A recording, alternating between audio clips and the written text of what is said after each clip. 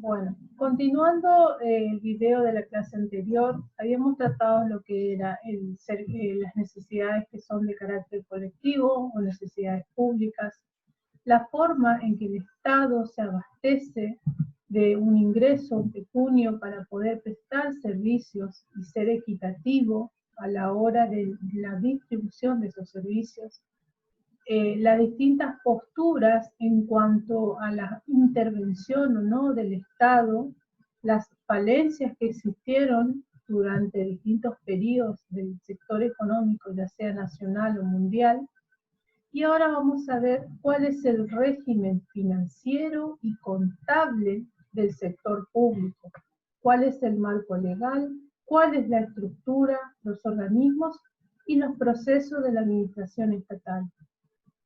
Para empezar, vamos a hablar de lo que es el derecho financiero. Si ustedes recordarán, en la clase anterior hablamos que la parte legal o jurídico, el contenido jurídico que le avala al Estado realizar la intervención y el poder coercitivo a través de los impuestos para el cobro de estos mismos, se nace a través de lo que es el derecho financiero. Partemos de la base el concepto ¿qué significa el derecho financiero? Es la porción del ordenamiento jurídico de un Estado conformado por las normas de derecho público, que se ocupa de organizar los recursos financieros que constituyen la hacienda pública, regulando los procedimientos para el establecimiento y percepción de los ingresos públicos, de manera tal de programar y realizar los gastos públicos. Es decir, es el aspecto jurídico del fenómeno financiero estatal. Es el respaldo legal por el cual el Estado realiza su actividad. Es un conjunto de normas jurídicas que regulan la actividad financiera del Estado en sus diferentes aspectos. Los órganos que la ejercen, los medios que se exteriorizan y el contenido de la relación que lo origina.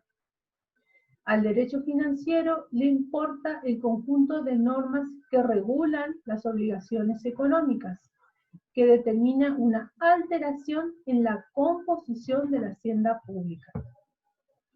Las obligaciones del Estado que no son dinerarias, no le interesan al derecho financiero, sino a otras ramas como el derecho administrativo, el cual se encarga, por ejemplo, de las cuestiones disciplinarias de los empleados públicos. El derecho financiero se concentrará entonces en estudiar los procedimientos por medio de los cuales se gestionan los ingresos y los gastos públicos, ese sustento legal. Los ingresos en la actualidad, la magnitud de los tributos ha opacado el estudio de las otras dos fuentes de ingresos, como lo son el crédito público y la explotación del patrimonio estatal. En la unidad anterior habíamos tratado lo que eran los empréstitos y el crédito público. La forma en que un Estado se financia para poder prestar sus servicios. Lo ideal es que esta financiación sea moderada, de manera tal que no caiga el Estado en un endeudamiento crónico, situación en la que hoy estamos pasando. Por el lado de los gastos están las normas que regulan que los dineros o las arcas que ingresan al Estado se destinen a los particulares, es decir, la forma en que se va a distribuir esos ingresos, la forma en que se presta. ¿Cómo se hace? A través de prestaciones de servicios, prestaciones de bienes obtenidos en pos de la satisfacción de esas necesidades colectivas o necesidades públicas que habíamos mencionado anteriormente. También tenemos que tener en cuenta que el derecho financiero se relaciona al presupuesto. ¿Por qué? Habíamos mencionado que toda actividad económica estatal y de un gobierno imperante, por su gestión, tiene un plan. Ese plan lo materializa a través de un presupuesto. El presupuesto son conjuntos de actividades que lo van a realizar durante un periodo determinado. Lo ideal es que el presupuesto sea bastante flexible y acorde a las situaciones emergentes. Hoy por hoy, ustedes verán que estamos en una situación de pandemia, entonces obliga al Estado desviar su proyecto y su presupuesto establecido para el ejercicio fiscal de este año 2020. Situaciones extremas, situaciones atípicas que hacen que cambie el giro de la actividad, pero sin descuidar lo que está basado o lo que está estructurado para este ejercicio. De allí es que el presupuesto estatal tiene una función esencial, que es la norma que se ocupa de la fijación de los gastos y de la estimación de los ingresos públicos del ejercicio financiero de que se trate. ¿Cuáles son los límites al contenido del derecho financiero? Tenemos las sanciones pecuniarias. Son sanciones civiles de carácter reparador o penal con un claro componente de castigo. Se dice que no pertenecen al derecho financiero porque aunque proporcionan un ingreso de carácter público, el interés jurídicamente tutelado por las normas que establecen la sanción, su objetivo no es recaudar, sino castigar conductas contrarias al derecho. Las normas sobre la circulación monetaria y la acuñación de moneda. Se niega su pertenencia en base a que estas normas se centran en regular la política monetaria del Estado sin interesarse por la eventual obtención de ingresos. También hablamos de normas reguladoras de la gestión de los bienes patrimoniales. Se sostiene que no forma parte del derecho financiero, dado que no tiene por fin obtener recursos dinerarios, sino la gestión del patrimonio estatal. En general, se entiende que las normas que se ocupan de obtener y gestionar patrimonio son normas del derecho privado o administrativo. También podemos mencionar las normas que regulan la actividad mercantil e industrial de los entes públicos. Las normas que se ocupan de regular la actividad de los entes públicos dedicados al comercio o a la industria son de derecho privado o del derecho administrativo y no tiene nada que ver con el derecho financiero, que tiene un sentido económico de esa actividad. ¿Cuáles son las fuentes del derecho financiero? Tenemos la Constitución Nacional, las leyes, los decretos de necesidad y urgencia, los tratados internacionales, los reglamentos y los actos administrativos singulares con relevancia financiera. Podemos decir que el derecho financiero contiene las siguientes fuentes. En cuanto a la Constitución Nacional, es la fuente principal de las normas financieras. Contiene una gran cantidad de normas de relevancia financiera, dado que cada competencia que se otorga al Estado importa un costo para su realización. La ley, saben que es un sustento y está emanada por un poder judicial, es decir, tiene un sustento y algo que reglamenta la actividad. Los decretos de necesidad y urgencia están contemplados en el artículo 99, inciso 3 del texto constitucional, como competencia del Poder Ejecutivo. Se puede dictar en circunstancias excepcionales y en materia tributaria su dictado está prohibido, si bien pueden regular otros aspectos del derecho financiero.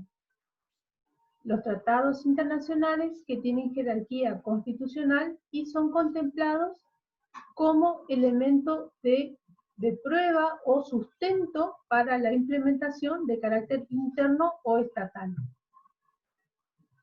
Los reglamentos El Poder Ejecutivo tiene potestad para reglamentar leyes, entre ellas las tributarias. También puede dictar reglamentos autónomos y al tener la atribución de recaudar las rentas de la nación, los reglamentos autónomos dictados en tal sentido son la herramienta natural para disponer la forma de pago, los lugares de pago, las condiciones, los formularios y los empadronamientos, entre otros. En este sentido, tiene especial importancia los reglamentos emanados de los organismos de la Administración Tributaria. Tenemos la Administración Federal de Ingresos Públicos y sus homólogos en la provincia.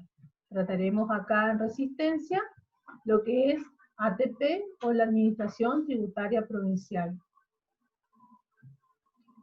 Luego tenemos los aspectos o actos administrativos singulares con relevancia financiera. Cualquiera de los millones de los actos administrativos que emite el Estado, en los que, por ejemplo, ordena un pago, fija pretensiones tributarias, liquida un impuesto, da por pagado un contrato, entre otros tantos. Considerando los anteriores como fuente obligatoria del derecho financiero, la materia posee otras fuentes que, si no tienen un carácter obligatorio, influyen en la opinión de los jueces y cómo se modifica la regulación de ciertas instituciones jurídicas. Estas son la jurisprudencia, la doctrina y la costumbre. Tratamos de decir en este último punto que, si bien en la práctica se realizan ciertas actividades, para la aplicación de un juicio o de un criterio a determinar en situaciones de juicio, se toman en cuenta los antecedentes de causas que se han llevado a la justicia y se han resuelto de acuerdo a la jurisprudencia, es decir, los fallos que han sentado precedente y han causado un efecto de materia administrativa, financiera, de hoy en adelante para determinados casos, o lo que también dice la costumbre o la doctrina, es decir, lo que la parte legal establece en base a la aplicación de ciertos criterios. Y para terminar, vamos a hablar brevemente de lo que es la autonomía del derecho financiero. La actividad financiera, como hecho en sí, tiene una naturaleza, lo que es compleja, que es una economía, que es la política, que es la visión jurídica, y también es la visión contable a la vez. Y hasta puede llegar a presentar aspectos sociológicos o psicológicos. La actual postura doctrinaria es que cada uno de los aspectos que presentan una actividad financiera debe ser tratado por la correspondiente disciplina científica, es decir, no mezclar, cada uno tiene una rama distinta, siempre teniendo en consideración los hallazgos realizados por las demás ciencias, es decir, no se actúa en forma unilateral e individual o imparcial, sino siempre tiene influencia de las otras corrientes. Consideramos todas las normas del derecho financiero tienen como finalidad, y la más importante, es satisfacer las necesidades públicas, ya sea a través de la regulación del gasto o del ingreso público. Y en consecuencia, el derecho financiero estudia un grupo de relaciones homogéneas, pero mediante un enfoque interdisciplinario, es decir, entre varias disciplinas, con el cual se desconoce la relevancia de los distintos enfoques. Es decir, trata de homogeneizar distintos criterios para ser aplicados a la ciencia de estudio. Bueno, con esto vamos a dar terminado lo que es el primer punto de la unidad 2. En la siguiente clase vamos a ir hablando más allá de lo que es el derecho financiero, lo que es el programa o marco constitucional, la regulación, los derechos y garantías. Veremos de dónde nace la parte institucional, cómo lo determina la Constitución, cómo lo encontramos dentro de un texto constitucional y la interpretación que se le da al marco constitucional del derecho financiero en cuanto a su aspecto dinámico, en su aspecto sistémico,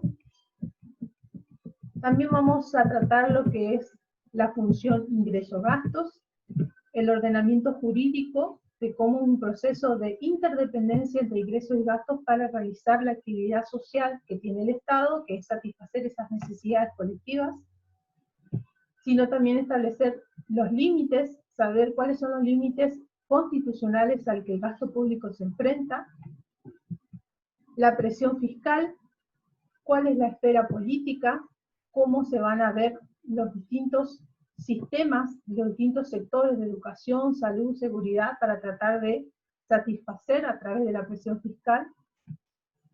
Veremos lo que es el gasto público y conoceremos en primera medida lo que es un presupuesto, cómo se sanciona, el marco jurídico y el sustento para la implementación.